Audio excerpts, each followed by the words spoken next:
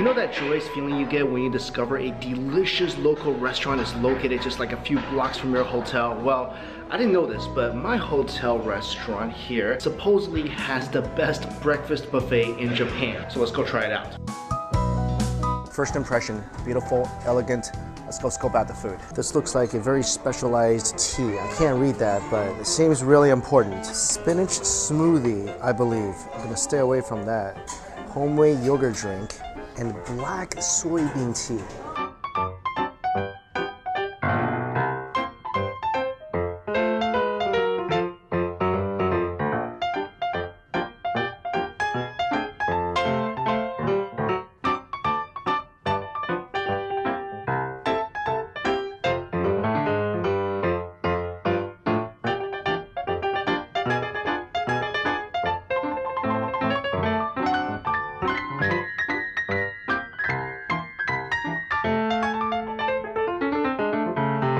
Me and this buffet are on a blind date. I didn't know anything about it before I came here, and so far the impression has been fantastic. And the staff tells me this buffet is based on French and Japanese inspirations, and you can see, of course, a lot of baguettes, croissants, but also a ton of traditional Japanese food. So today we are gonna eat the heck out of this buffet. To start off, something warm for my stomach. This is steamed rice, and I added some sort of soy sauce based soup in here, and a little seaweed.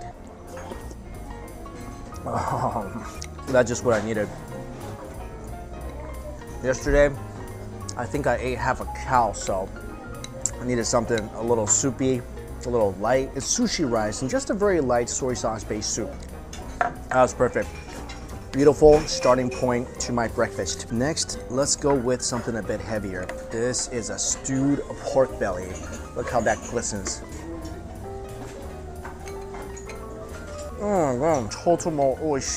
Is that a word? If not, whatever. That pork deserves its own made-up phrase. Excuse me while I hit repeat on that. That's like the Chinese Hongshaorou. It's a lot chewier. It's not as tender as that, but this has a great smoky flavor to it. And the fat liquefies as soon as it touches your tongue. That made me really happy. Let's go from heavy to light. Piece of simple cold tofu, little scallion, little ginger, little soy sauce. Silky soft, silky smooth. Smoked fish.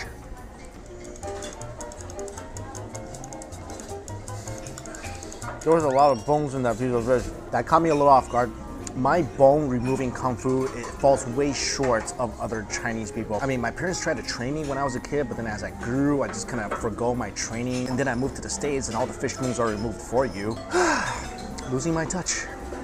Bones aside, that's a great piece of smoked fish. And I went ahead and got another bowl of this rice and soup. And I think this fish will go really good with it. Let me just put a couple pieces in. A little bit of this little banchan fish as well. Happy bites, happy life. Simple miso soup with some daikon in there. That's the stuff. I never had miso soup with daikon in there before, but daikon goes great with any soup.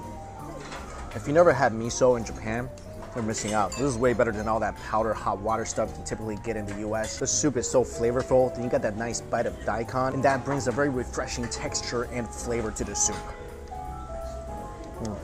Finally, a little egg roll. I hope it's not sweet.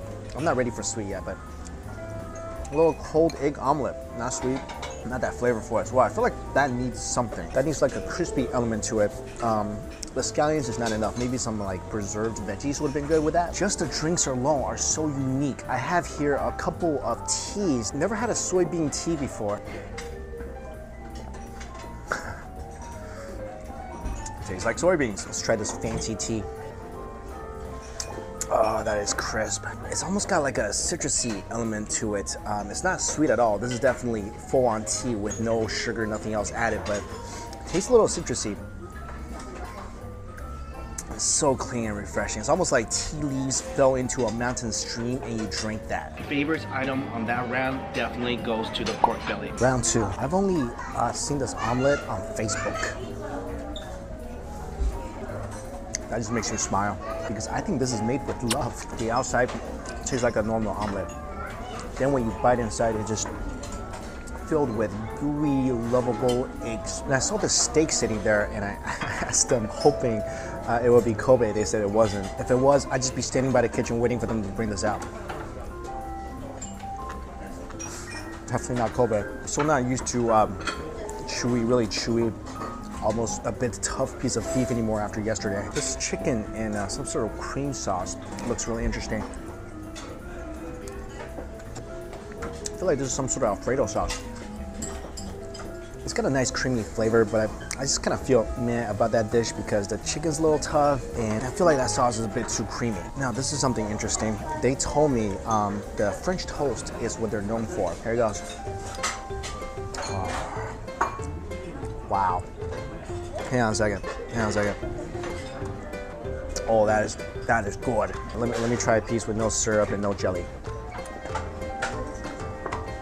That is delicious. There's a lot of butter in that French toast, but hey, I'm not complaining. When I got the French toast, it's already been on the serving plate for a while, and as I was talking, it's also been sitting on my plate for about 5 to 10 minutes, so I kind of expected it to be pretty soggy, but this is still a bit crispy on the outside, but the essence is inside this French toast. When you bite into it, it's so moist and eggy and buttery that, oh wow.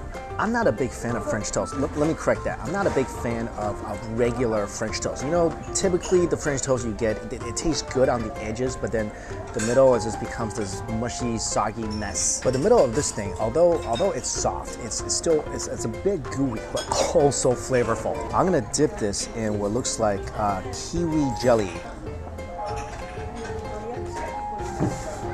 First of all, that jelly is amazing. It brings a little tart to the French toast. Oh, that was a good bite. One of the best things I've had all day. I mean, it's only 9 o'clock, but still. Next up, I toasted a couple pieces of bread because what this hotel is really known for is these jars of jam. Well, I mean, the jam, but the jars are really good looking. And they sell this jam in the hotel lobby. And they have it here on this buffet, so I want to try a bunch of this jam. The labels were all in Japanese, so I don't know what a lot of them are. I'm guessing that's strawberry. I'm guessing that's apricot, matcha. I'm thinking that is raspberry, and that is maybe tangerine. Let's try some of the matcha. Oh, that's got a beautiful matcha flavor. Slightly sweet, not overwhelming at all. Buttery, creamy, that is just delightful. Try some of the strawberry. Really tart. I'm gonna tell it's definitely fresh, but not my favorite. Finally, a couple ones I can't identify. That was my favorite one. Dessert round. But before I do that, I noticed something I missed. It's like a little, I don't know, little poached egg. I'm not really into runny eggs, but that's just yolky and delicious. This looks like a little matcha bar with some cream and chocolate. Little matcha cake, and they have these tiny crunchy chocolate balls inside. Cream was fresh. The matcha flavor wasn't too intense. I just feel like all the ingredients in that little shot glass really complemented each other. This, I don't know what this is. This looks like a orange juice of, I think a little custard. Orange juice. This is yogurt. If you guys never had yogurt in Asia, it's a lot different than the yogurts in the States. Yogurt in Asia, at least Korea, Japan, and China, they're a little more sweet than they are tart. I love it, my favorite yogurt, but I never thought of putting orange juice in it as well. Might have to do that in the future. Look at this, tiniest little macaroon baby. That was not a good macaroon. The best part about that macaroon was its cuteness. Little flaky cake with strawberry. Oh, I really dig that cream element. Tart of the strawberry mixed together in your mouth. Crunchy, tart, sweet, sour, creamy, happy. And finally, a piece of matcha chocolate with what looks like a bunch of dried fruits inside. That is delicious. I'm gonna give you guys the summary of my buffet experience up here in my room because they were getting really crowded down there. The wait time was an hour, people were trying to get in, and I'm there taking up a whole table covered with food, talking to a camera. So I thought I'd come up here, have a little privacy, and tell you guys what I really thought about that buffet. First of all, that buffet is fantastic. I've said so many times on this channel that I hate traditional breakfast food. I hate it when I walk down to a hotel buffet, all I see are eggs, bacon, sausage. So even if I go down to a hotel buffet and it has stuff beyond all the typical things you see, I get really happy. But this one blows my happiness scale off the charts. Not only is it mainly traditional Japanese food, everything on the buffet is quality, from the desserts to the salads to the foods to the drinks itself. Favorite item on the buffet, if I had to choose, it's gotta be the French toast.